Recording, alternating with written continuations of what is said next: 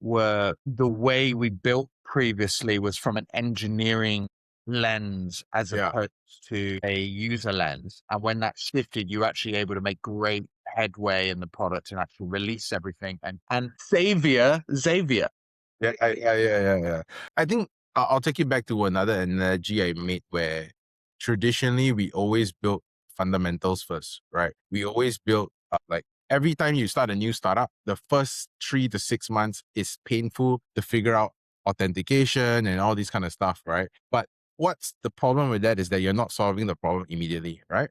So Mm, now if you think of it like building a city, right? Instead of building piping and drainage first, what you're doing is you're building the image of the city. You're building the functionality of the city first. And when you get buy-in for that functionality of the city, then you simultaneously launch the other team, which is the backend team or the other engineers that to make the city function, right? You then do it simultaneously, right?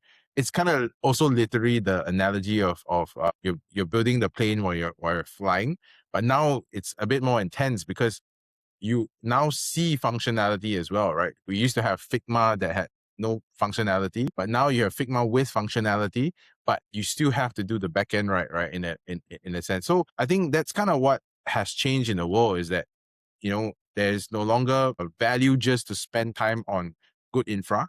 Although yeah, good infra is very important to scale, but it's a priority, right? It's a priority to have the product or the solution or the service shaped to what is needed first, and then you figure out how to build the infra as well, right? Yeah. So I think that really changes the way we think as well. Yeah. agreed. Well, Glenn, you went through an incredible situation where you had to kind of basically take over the business. Your co-founders left. You're in that position where like, what the fuck do we do? We keep going? Do we stop? Like that's a difficult question we all have. But for a founder who might be sort of one resignation away from this themselves, what do you think they should be thinking about?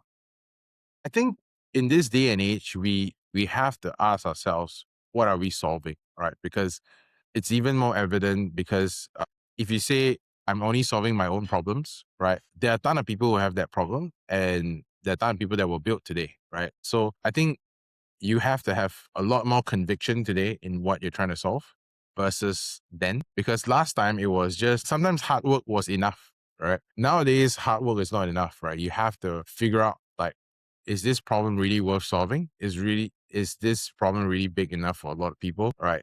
And I guess that's one aspect. And the other aspect of that is also like, how do you want to solve it? Because now there's so many ways to do it, right? There's so many ways to build solutions, build offerings. And I think if you don't ask that questions enough, and I guess as a founder, you have to ask it almost daily, right? Pretty much. Yeah, because basically the world changes even faster right now. So I think, when people are at the brink, right, I think it's not wrong to ask yourself these questions, right? It's kind of like you're being tempted to leave, right? But sometimes that's good because when you think through that process and you decide to stay on, you're a lot more stronger than you were, right? Because you now made a actual decision to stay, right? Yeah. Versus a indecision to go on, right? Yeah. So I think that's what's really important, for anyone who's out there who's going through this or have been through it or might go through it, right? Just be clear that that's the foundation, right?